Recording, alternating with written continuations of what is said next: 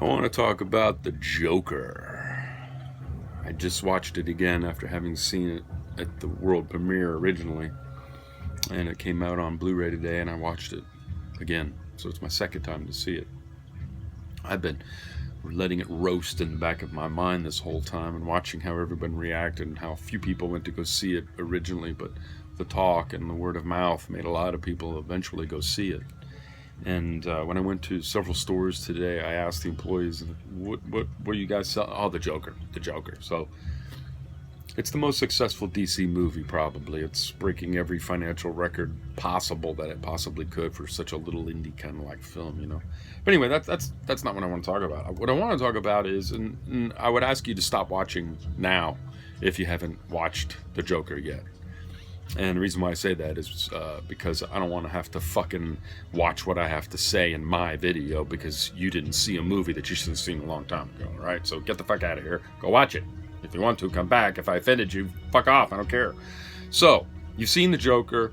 You, like me, are a deep thinker, and that's why you're watching this video. And you are just exploding with thoughts and ideas of what you just saw and what just happened there on the screen. Oh my God, what just happened? What did I just experience? So let's start.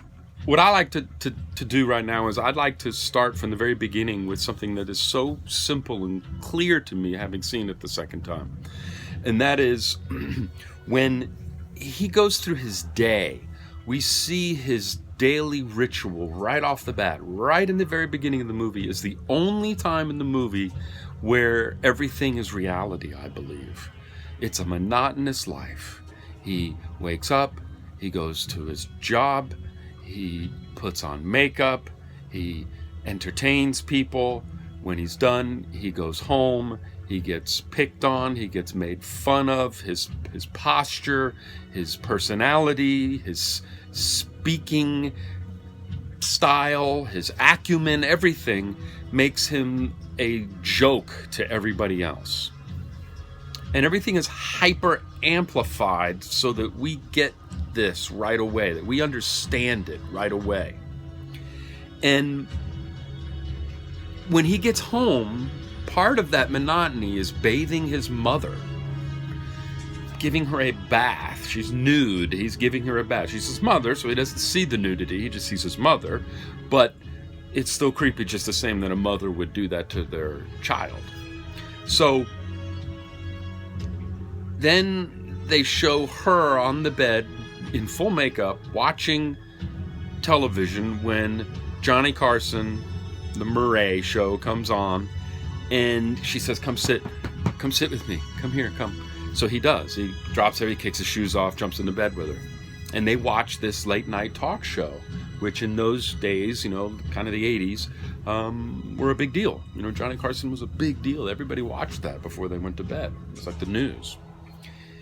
And I think that point right there, we see him go while he's sitting there and he's just staring.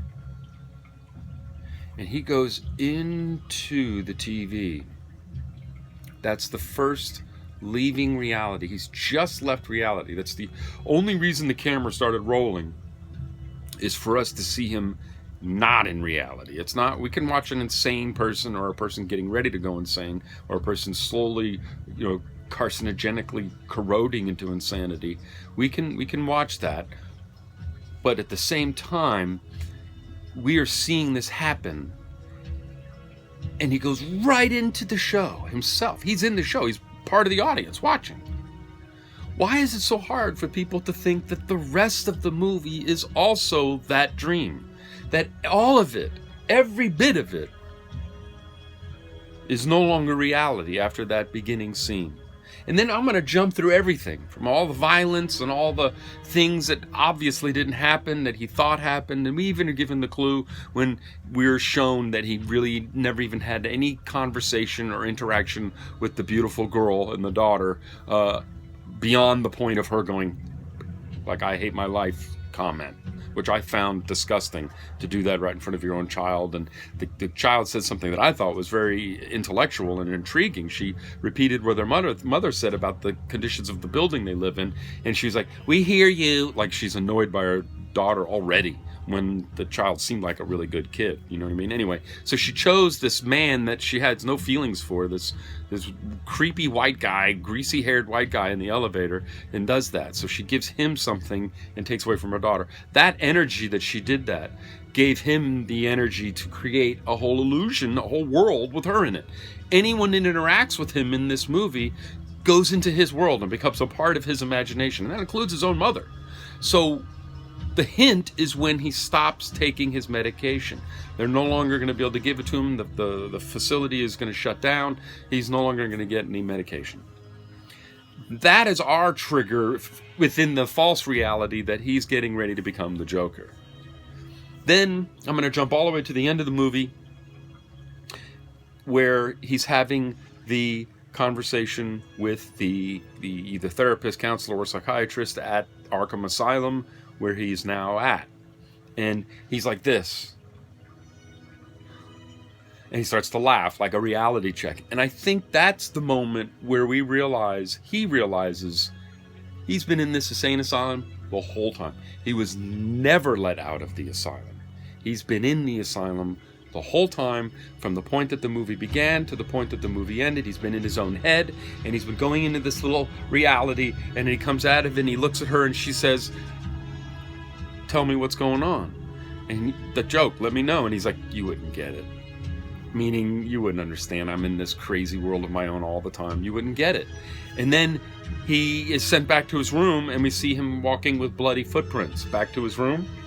He went back to his little crazy world again. She's still in there. She didn't die. He didn't kill anybody. She's still in there. It's a beautiful story, and it's intensely told. And it's an exhilarating experience, and I enjoyed seeing it again for the second time. I hope you enjoyed the movie, and I hope you enjoyed my take on it as well. Take care. Thanks for watching.